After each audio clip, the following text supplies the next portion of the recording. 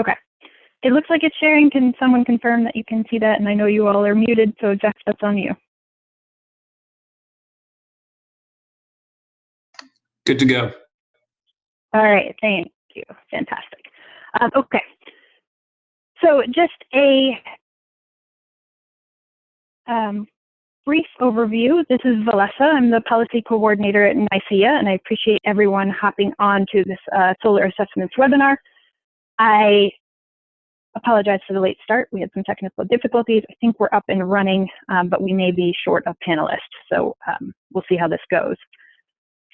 A couple of housekeeping items, just very briefly. I am recording this webinar so that we can save it and post it to our website, make it available to members later. We will also make the slides available after the webinar as well. So before we dive in, just a brief overview of what I would like to cover on this webinar. I will do introductions of our panelists, brief introduction to NYSEIA, and then the bulk of this is really going to focus on how solar is valued in New York State. So dealing with property tax assessments, or rather, sorry, solar tax assessments, and digging into the context for this conversation, the background, the various assessment methodologies, and then getting into a specific assessment calculator, which we have worked on here at NYSEIA, along with Jeff Johnson, who's on the line from Cypress Creek Renewables, and other developers who have been involved in this process.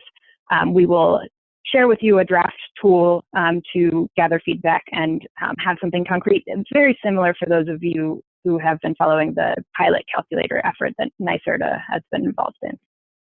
And then we'll wrap it up with sort of an overview and next steps and go from there. So, all right, without further ado, just very briefly, if there are folks on here who are not yet NYSEIA members, I encourage you to join the New York Solar Energy Industries Association. Again, my name is Valessa Suderklein. I'm the policy coordinator, and we are, the state trade agency, trade association working to advocate for solar in New York. And I just can't say enough about how important it is, even if you are a member, become more involved. Now is the time in New York, as we have a number of really active policy proceedings underway, including the value of distributed energy resources proceeding phase 2, but also all the other issues that NYSEIA is attending meetings and advocating on at all times, which include interconnection policy, things around siting solar, large-scale solar siting, and property tax issues, which includes this assessment webinar. So. All right, so along with me on this presentation is Jeff Johnson. He's a Senior Economic and Community Development Advisor at Cypress Creek Renewables.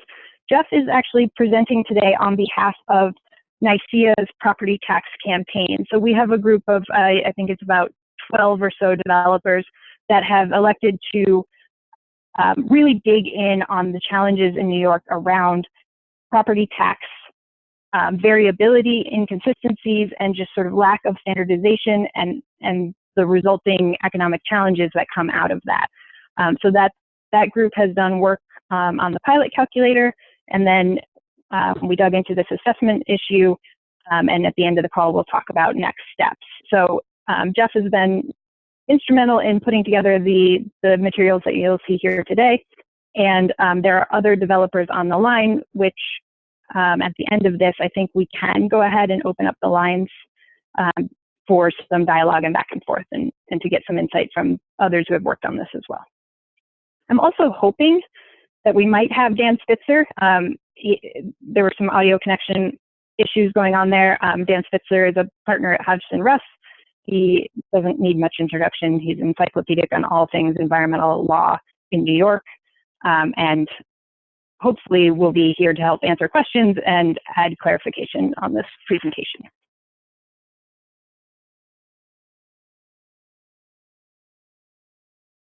Okay. So just to set the stage, a brief overview of property tax in New York and why we're talking about solar assessments. Essentially, assessments are the fundamental issue for the valuation of solar in the state. So a lot of you folks, and at one point in here, I think I would like to do a poll to get a sense of what developers are encountering across the state. But while we have a real property tax law 487, which exempts solar from taxation, the truth is there are a lot of ways that jurisdictions sidestep that or otherwise are applying taxes to solar. So that's one piece here. But fundamentally, anything that the industry wants to do with regards to changing future policies around the exemption, abatements, standardization, encouraging a specific assessment model, all of these things fall on the foundation of understanding how solar is assessed in the state. So this webinar really focuses on just getting a handle on what the options are for assessment, how assessments are conducted, and then reaching our recommendation for what the best option for solar in New York is. So I mentioned Real Property Tax Law 487. As you all know very well, Section 487 of RPTL includes an exemption, a 15-year exemption for solar. NYSEIA 100% supports that exemption. We would like to see even stronger protections for solar projects around taxation, because right now we're in a home rule state and many jurisdictions have opted out of 487. This presentation is not about what to do with 487. It's merely about what's the underlying assessment and valuation that is driving all of the decisions around taxation, whether they are related to payments in lieu of taxes within 487 or special district assessments outside of 487 or in jurisdictions that have opted out altogether.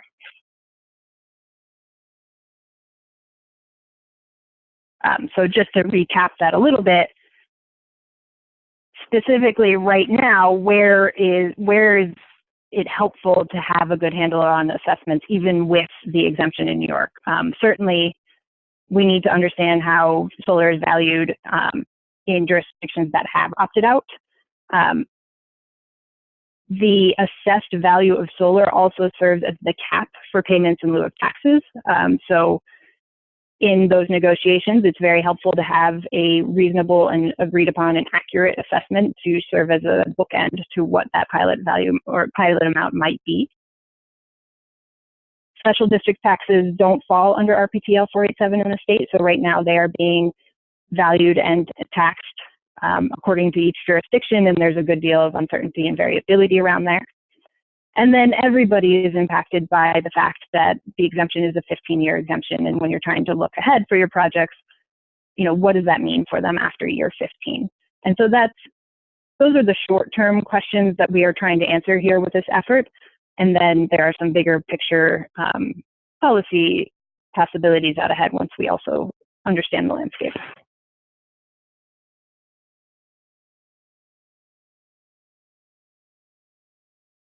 Okay. So I think I've covered most of this, but in terms of how solar is taxed, it can either be taxed based on assessed value in the state, or you can pay a pilot that is negotiated, and you can either negotiate pilots at the county level, or you can do that on an individual project level. NYSERDA's pilot toolkit recommends standardized payments with ranges that are based on the project economics. And NYSERDA makes recommendations in their pilot toolkit suggesting that jurisdictions do not tax projects smaller than 1 megawatt. And they make a pretty good case for why that is. And they also encourage municipalities, jurisdictions to remain opted into 487 and negotiate pilots within the context of 487. Even so, there are still all those scenarios that we covered before that result in assessment. And again, having a cap on what pilot payments cannot exceed is beneficial.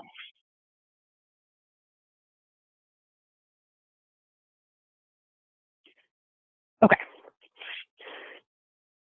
So what is solar's assessed value? What are we actually identifying here?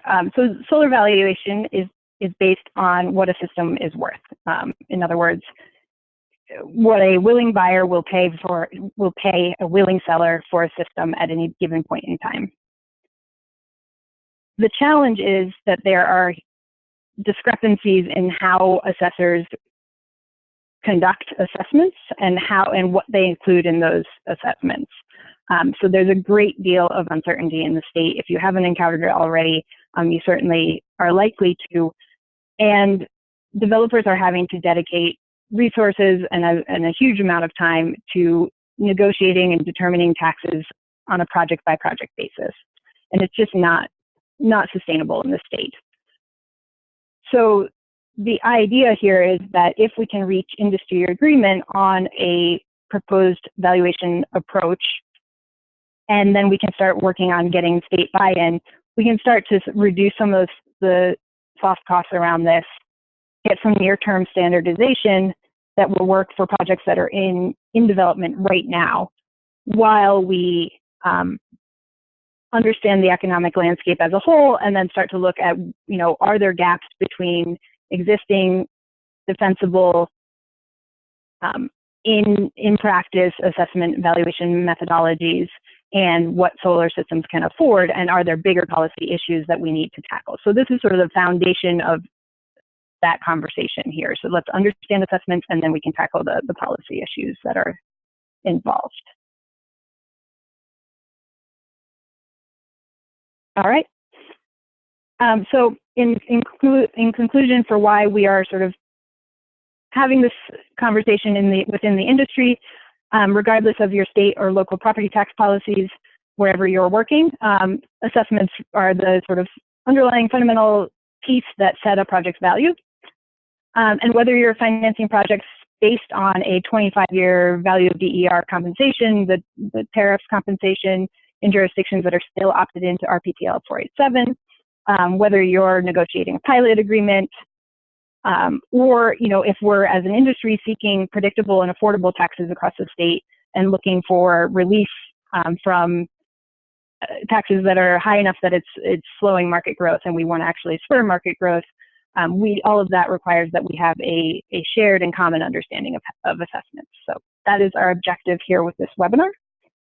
And I'm not sure whether I can open up for questions right now. I would love to, but I think I'll pass it over to Jeff Johnson, who's going to dig into sort of into the specific approaches that we've looked at and our recommendation for the industry, and then we'll try to open it up then for conversation. Jeff, I'll hand it to you. Thanks, Melissa. I'll go ahead here and try and share my screen.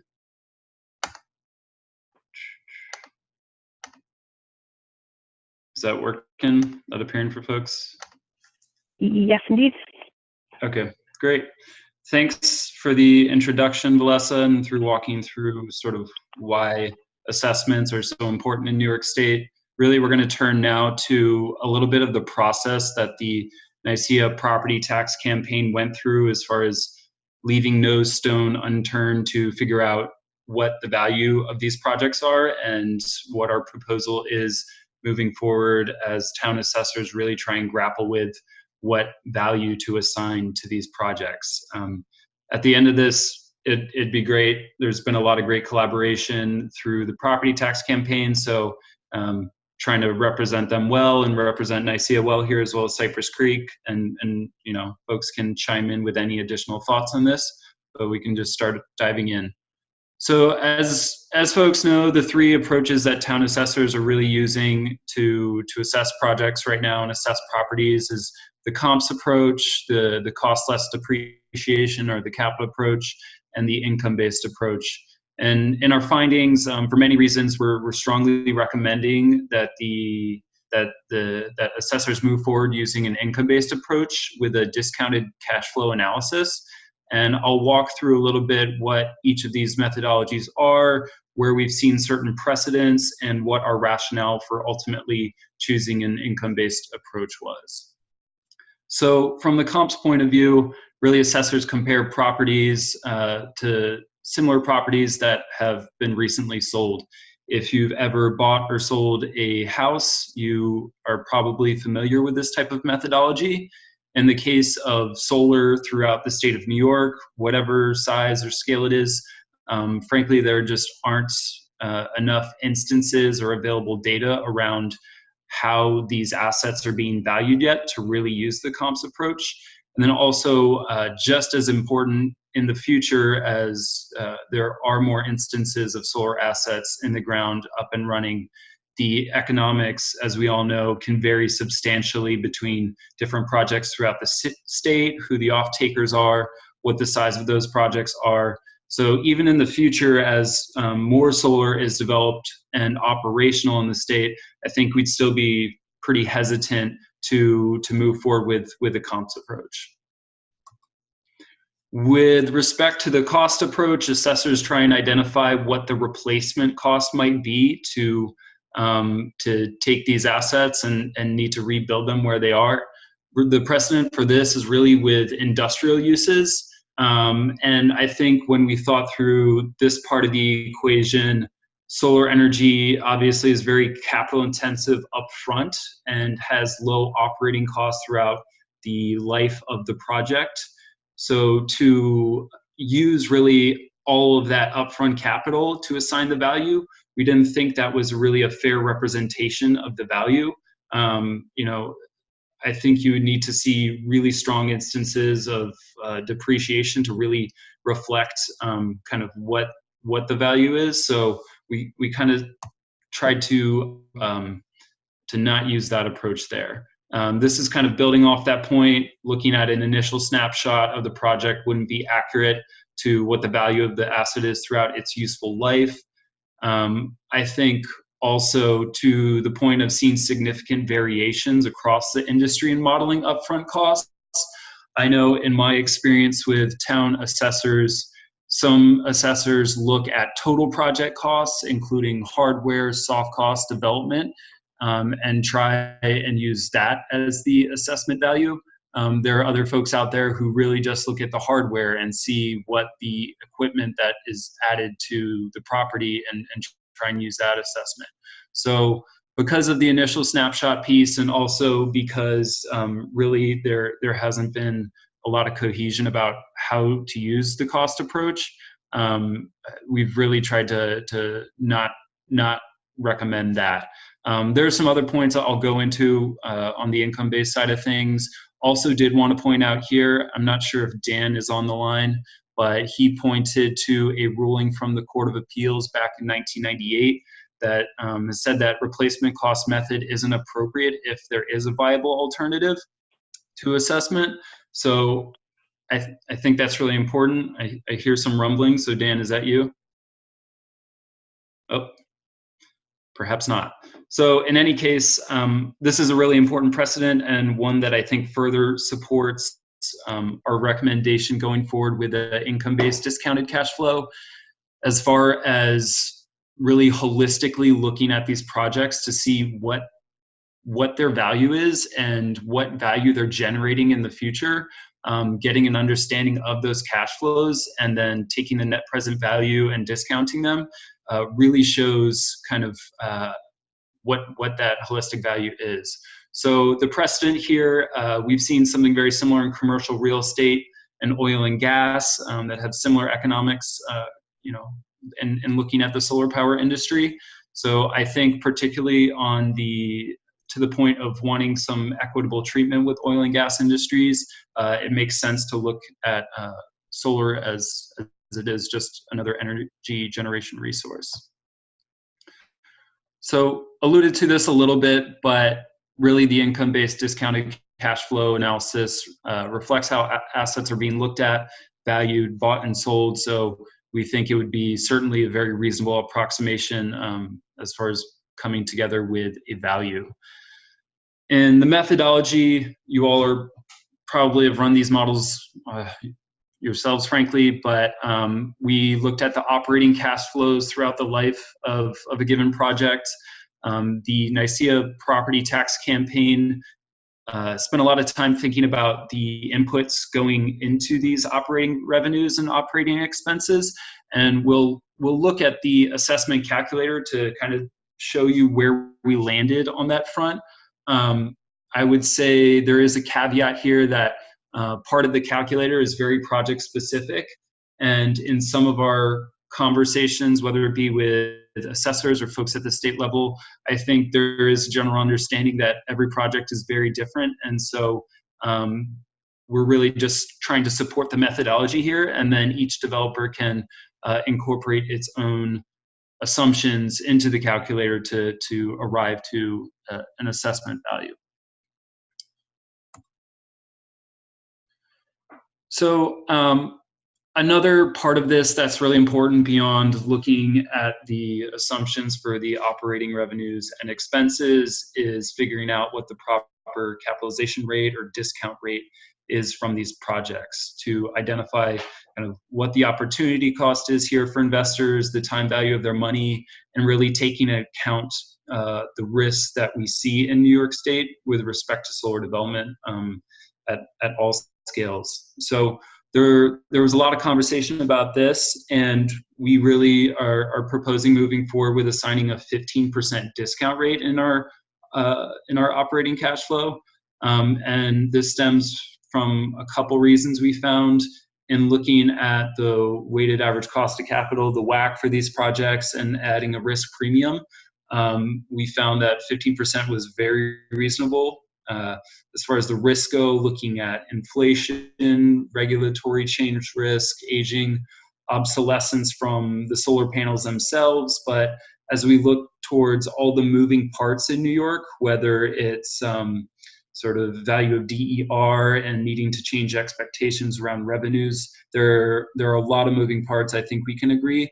And so to really adequately bake that into the discount rate, I think 15% reflects that. Department of Tax and Finance in New York State for oil and gas assessments has recommended a very similar income-based approach, looking at a 17.5% discount rate and adding a risk-free rate on top of that.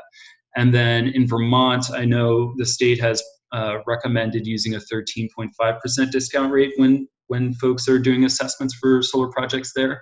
So I think we kind of land right in the middle there, and it's a very defensible rate to use. We had a lot of conversation about the NYSERDA incentives and ITC with respect to what we should include, what we shouldn't. And really where we landed was that NYSERDA incentives should not be included. And we decided this for a couple reasons. Frankly, we think that it is very much in line with state policy goals to not include the incentives. If the goals are to increase the scale and the uptake of solar energy throughout the state, then we want to be supporting an assessment methodology that is in line with some of those goals. As far as including incentives, we talked about should we include NYSERDA incentives and not ITC?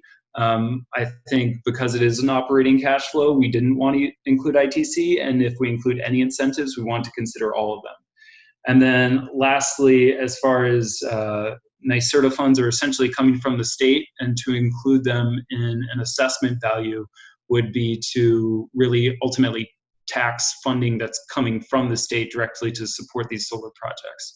So at the end of the day, I think really if the point of those incentives is to help promote solar, then we don't really want to include them in the assessment piece.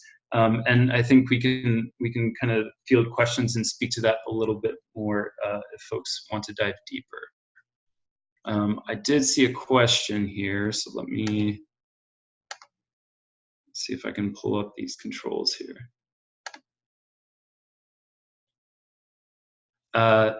Rob G, yes, we can provide those source documents after the webinar, certainly, for the tax and finance discount rate and Vermont's as well. Thanks for asking that question.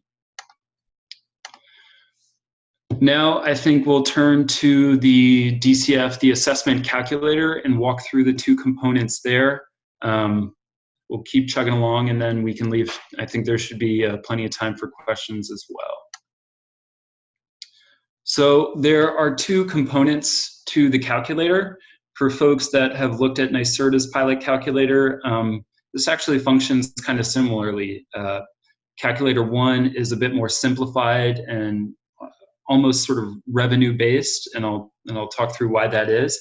And then for calculator 2, it dives a lot deeper into the project specific inputs. So we'll walk through those and kind of the outputs that result from them. So calculator 1 provides a recommended assessment value based on the compensation rate for a project.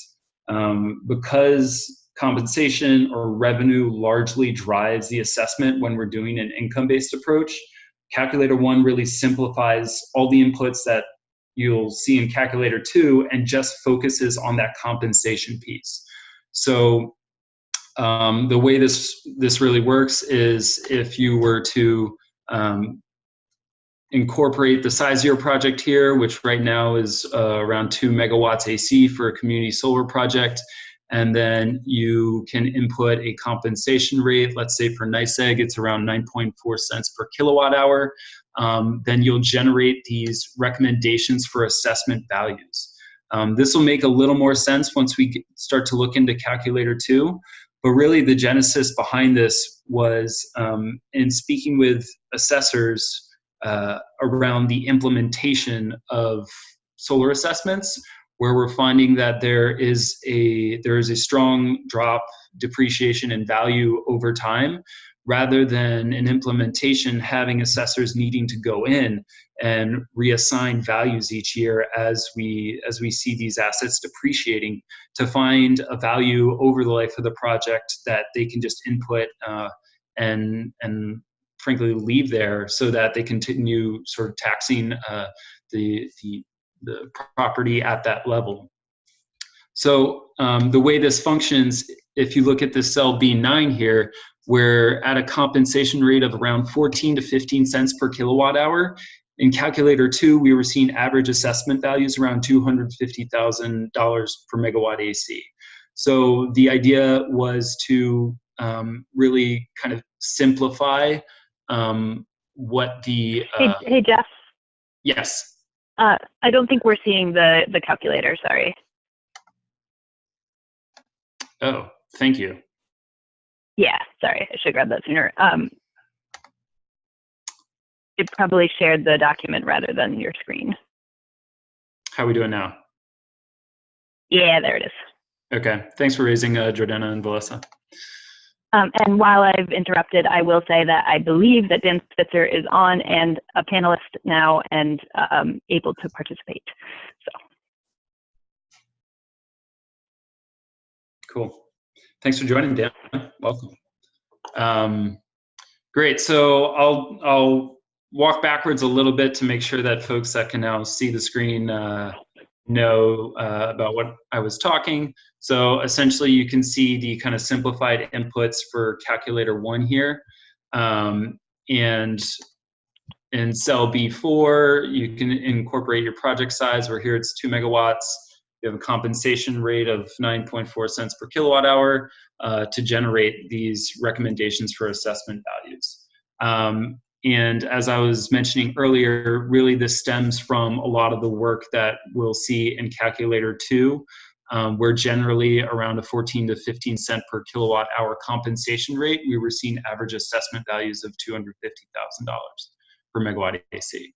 So really quickly, I'll also scroll over here to show a little bit of the kind of math or thought process behind this, where you know, generally, let's say in Central Hudson, if you're seeing rates around 13.4 cents, if you kind of normalize that to that 15 cent per kilowatt hour assumption, you'll see a slightly lower assessment value using the simplified calculator. So really, it's just kind of normalizing and looking at the proportions here.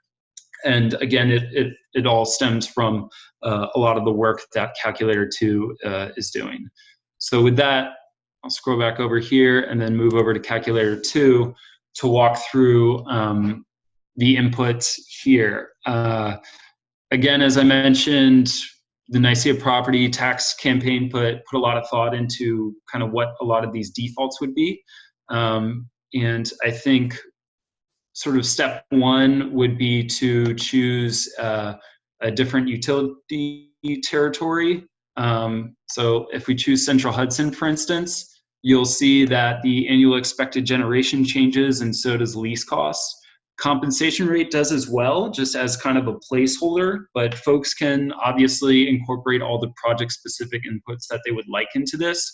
The reason we had these couple inputs change with the utility territory is they stemmed from the pilot toolkit that NYSERDA released. So we thought it would make sense to kind of include some of the good work that NYSERDA has done into this document. As you know, we definitely want their buy-in on it and their support. So to the extent that we can use some of their inputs, it seemed pretty logical to do that. Going down the line here, I mean, I think a lot of these are pretty self-explanatory. And power degradation, compensation term. This is for definitely for meter rates, of course. And if folks have net energy metering or anything different, they can change that. The customer savings we were anticipating from a community solar project was around 10%, with customer churn ultimately referring to vacancy or attrition from community solar subscriptions. You can decrease that. Lease escalator, O&M. O&M, we arrived at $8 per kilowatt DC. There was also a lot of talk about this, and I think sort of moving down to this $35 figure, you're probably wondering what that is. In talking with NYSERDA through this model, we're really trying to balance providing a lot of detail here, but also making this a simple tool for assessors to use.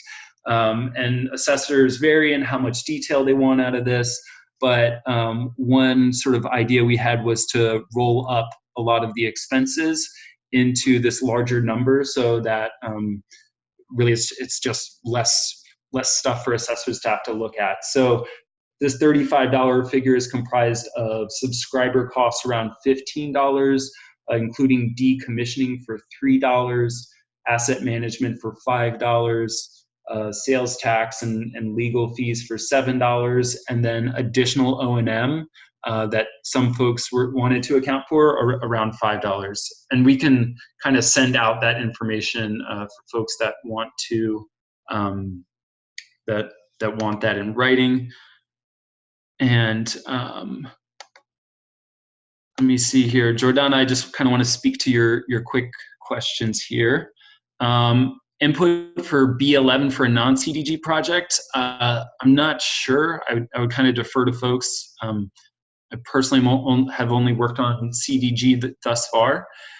And then with respect to cell B10,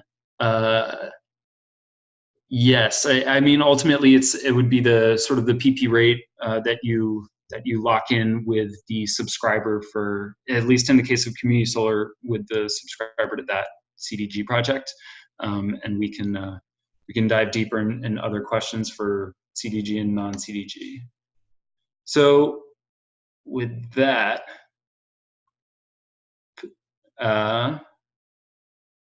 potentially, yeah, I guess if it's CNI, potentially you just have the one customer, that would make sense.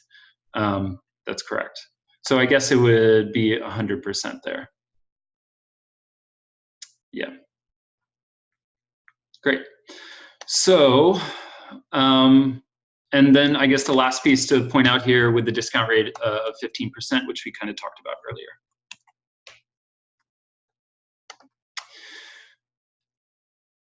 This is the model itself that we put together.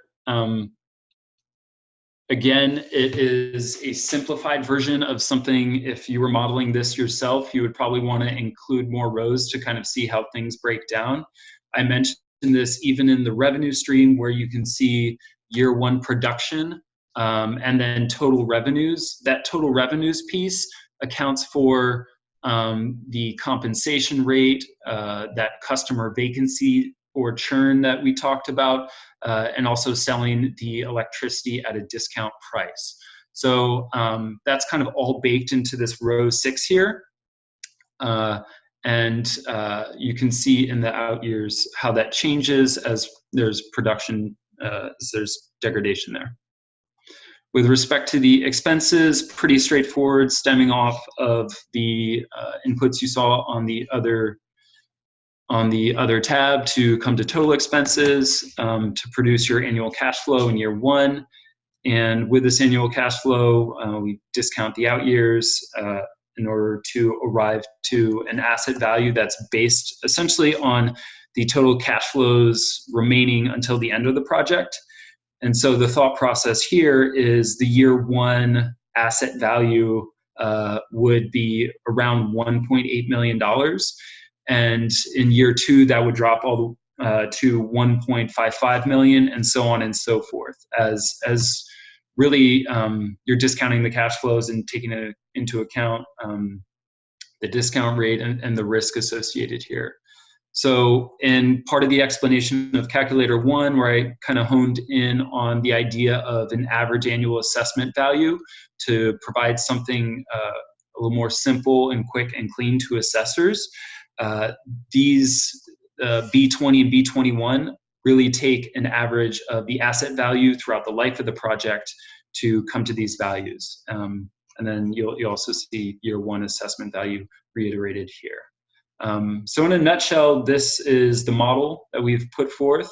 I would say it's pretty straightforward and simple. Operating cash flow is discounted, and then that value decreases over time. But it's something that for a part-time assessor in a small town in New York might not have the time or want to walk through it and would prefer to do some sort of other approach. But I think hopefully we can all agree upon here today that the value that these projects are generating come from the out year revenues that we see, or the out year income, and that it's really important to start to get their buy-in and start to have a consistent message coming from developers to make sure that we can all move forward in our developments in New York State. With that, Valessa, I'll turn it over to you or Dan if there are any sort of follow-up comments. And then we can take any questions or proceed as you want. Excellent. Jeff, thank you. Yeah, I don't have any comment, just happy to answer any questions. Great to hear your voice, Dan.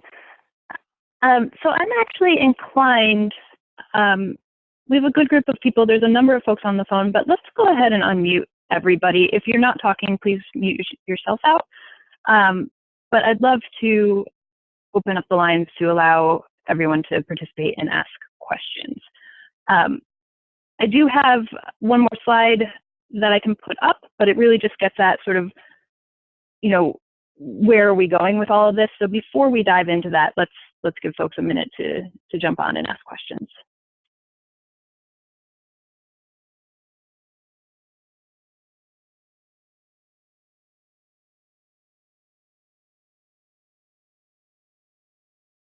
All right. Nobody's eager to weigh in. I think everyone is, in fact, unmuted.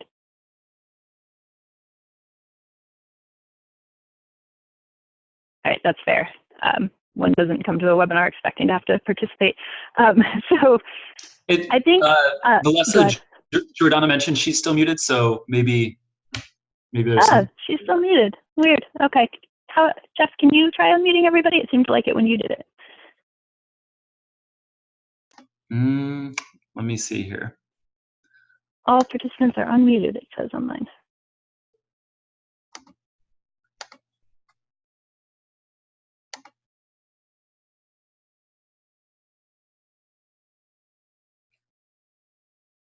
I don't see an option to unmute folks. I also don't see a microphone by them. All right.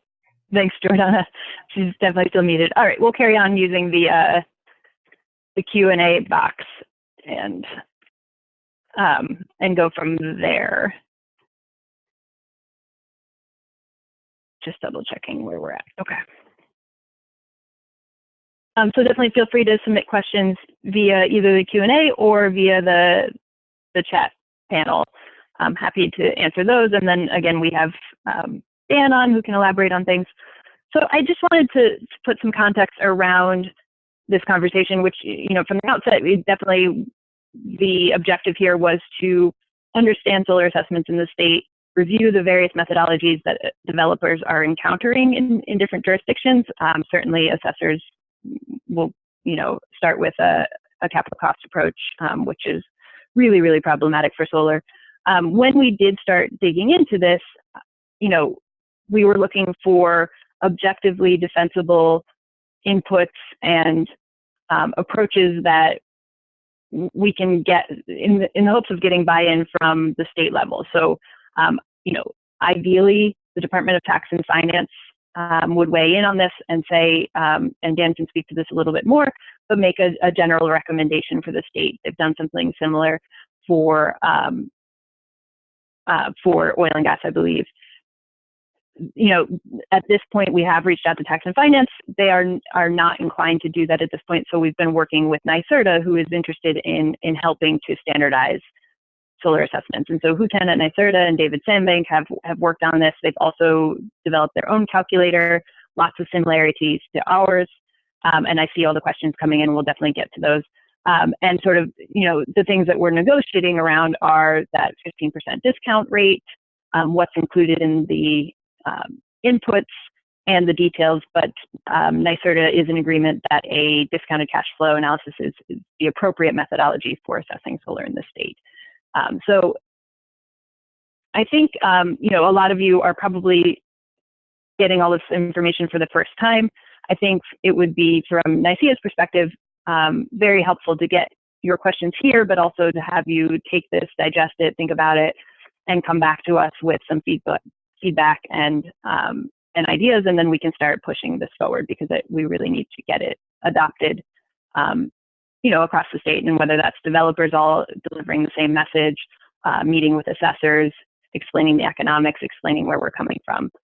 Before I open it up, I just wanted to mention that we know that these numbers are not necessarily affordable by all projects in the state. This is the discounted cash flow gets us to certainly the best numbers, but the intent here was not to back into this. So there are next steps that need to be looked at in terms of how do we make sure that solar projects pencil around the state, and there's more work to do there that's sort of beyond the scope of this particular webinar. So, Jeff, have you been looking at questions? Yes. Let's see. For starters, Paul, please forward. Yep. Definitely plan on sending the materials after this, and I'll also send the references to Rob G's question about the discount rates. Jordana.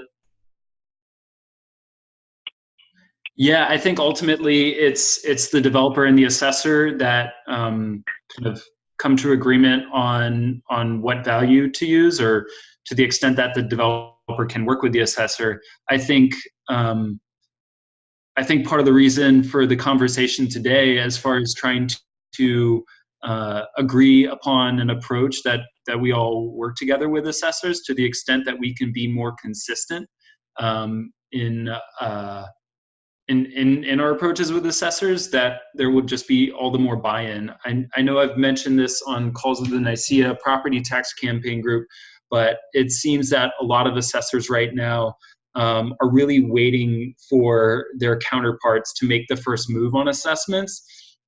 And so, as much as I think some of the long-term goals in tackling kind of maybe some legal changes, or looking at kind of more formal resolutions to some of these problems, a lot of these assessors go to meetings every couple of weeks, and they try and get a sense of what their counterparts are doing and what they're looking at. So there's a lot of word of mouth opportunity here. There are a lot of conferences throughout New York State at which we can speak and start to build the relationship and get this kind of information out there. I think today's opportunity is a chance to build consensus around some ideas and share these ideas to get feedback to be able to put together a strategy going forward. I see there's one other question in the Zoom webinar. Thanks for posting that here in the questions. Valessa, is there anything else you would want to add before moving to A. Fox's question? Let's answer that, and then Dan, I'd love to just hear a little bit from you on the sort of state perspective and what our opportunities are, because I know you work with towns and jurisdictions a lot.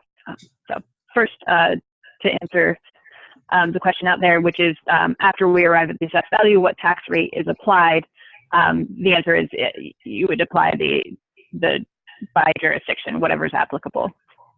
That's correct. You basically, when you work with an appraiser, you actually add the tax rate to the discount rate as part of the income capitalization approach. So if you're dealing with an assessor who's been trained on appraisal methodologies for income capitalization, that's where the tax rate shows up, as opposed to within the taxes or pilot within the expense section. And it does vary from jurisdiction to jurisdiction. And that's why there's no suggestion here of a standard rate, because you have to deal with equalization and the like to get the proper rate. And then once you have it, it varies from location to location. In terms of what you suggested, the approach that you're taking here, absolutely the right approach is to get in front of this. The State Department of Taxation, unlike in other states, has not taken a here's how to do it approach. The State Department of Taxation says on the website, here's the 3 approaches that are generally legal in New York, which were covered earlier. They don't tell you how to do them. They do train assessors in those methodologies, but they have not been out in front in offering support, if you will, for their own governor's program in terms of how to solve this. Therefore, what Valessa mentioned is essential. We've already spoken on behalf of NYSERDA to the Association of Towns Attorneys section about solar pilots, and that's led to a lot of the acceptance that we've had. Some of the other things, Hutan at NYSERDA has spent a lot of time reaching out to county tax directors, getting them to understand the importance of this, working with them on the 487 and these questions. And so getting out to the Assessors Association, getting with the thought leaders in the assessment community, and getting them to say, this is a fair model from a revenue perspective and a pro-development perspective, is something that you absolutely as an industry have an opportunity to do, following along with the ideas that Jeff presented today as to why they should do it this way.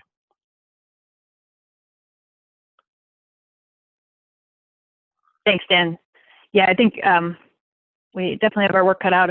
And I'd be interested in also just, and maybe not right here, but in the follow-up questions when I circulate the materials, I'd be interested in hearing from developers. You certainly have the people in the property tax campaign have shared anecdotally that they're encountering all manner of views from assessors and feedback, but I'd love to build out sort of our understanding of what your on-the-ground experiences are.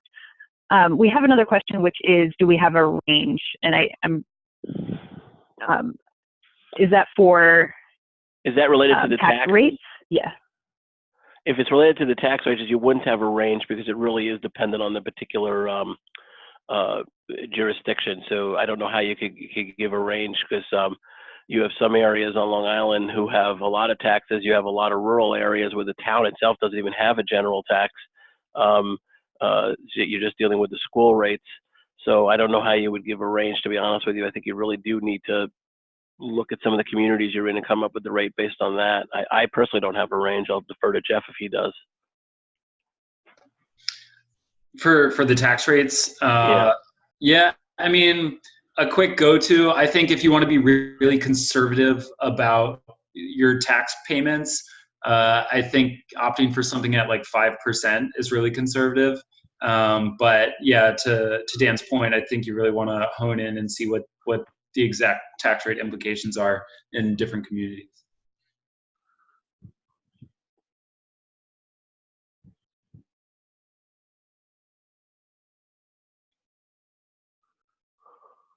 Okay. So this has been a lot of information. I'm really glad to see the folks on this webinar that are on it, and I will definitely get the draft model out to each of you to play around with and have some thoughts on. Beyond that, I think next steps will be either on the next NYSEIA member call, or I'll figure out a venue.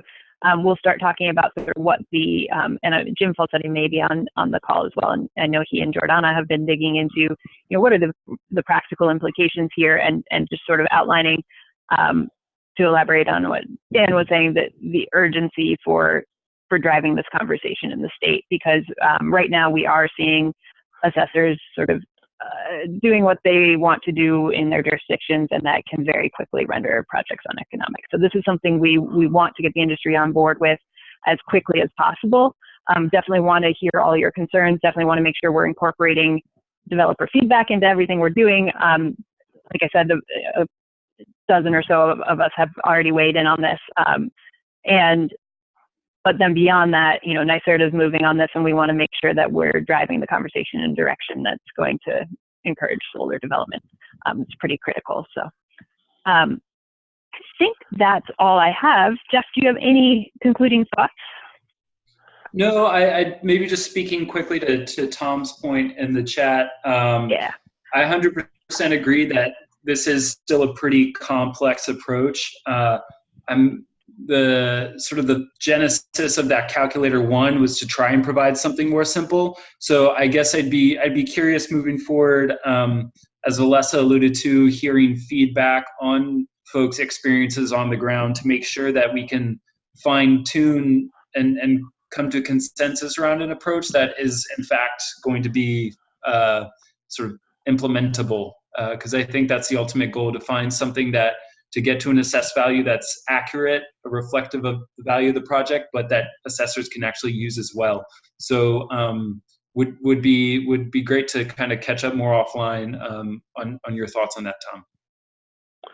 Yeah, it's a good point that you raised, Tom, that there's, for a lot of assessors to pass this, but just the overall thing to understand too, remember, as was mentioned, we're dealing here with taxes, and this is separate from the pilot calculation, but it's essential that your communities understand no generating project in this state, hydro, gas, I don't care what it is, nuclear, wind or solar, has ever been built without tax breaks.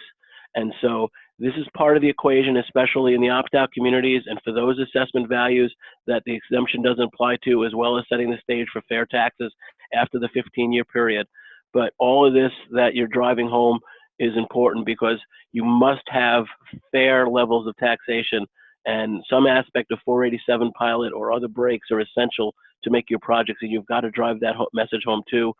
And obviously fair taxation is part of that, but there is no generating project that's ever been built in this state without a tax break. Absolutely. Thank you, Dan. All right, that is the fastest hour ever. So I'll go ahead and start wrapping, but if you have some last questions, please send them in. I did want to add, so Jordana has a comment here that there are some there are developers looking at, so Grow Solar and BQ have been looking at how to illustrate the impact of tax assessments on projects in the state, how to illustrate the impact of different approaches. I definitely want to continue that conversation, and we'll make that available to developers. The other piece I'll mention is that a huge thank you to the NYSEIA Property Tax Campaign folks, who have been really getting on the phone every single week to dig into these important issues, to make sure the NYSERDA pilot calculator had good numbers in it, and then to make sure that we understand what our options are around assessments.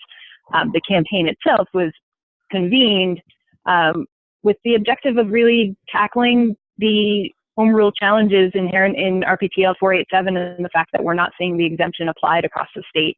And the exemption is really a pivotal piece of meeting our statewide clean energy goals. So this, in my mind, is a short-term way to make sure that projects that are in progress right now are being impacted by assessments under the current paradigm in New York. We need to get this in place, but then as soon as this is in place, we can shift our focus to, what does solar need to thrive in the state? How do we, do we get the legislature involved? How do we sort of encourage jurisdictions not to opt out of RPTL 487? What are our other options? So this is really just the beginning of the conversation. And with that, I will say a huge thank you, Jeff Johnson, for all of your work on this calculator, digging into this, talking to assessors, talking with NYSERDA, Dan Spitzer for your expertise and participating on this panel, and everyone else who's worked on this. And in advance for your feedback in response to these documents. So thank you, everyone. We'll get the materials out and we will post this webinar. Thank you.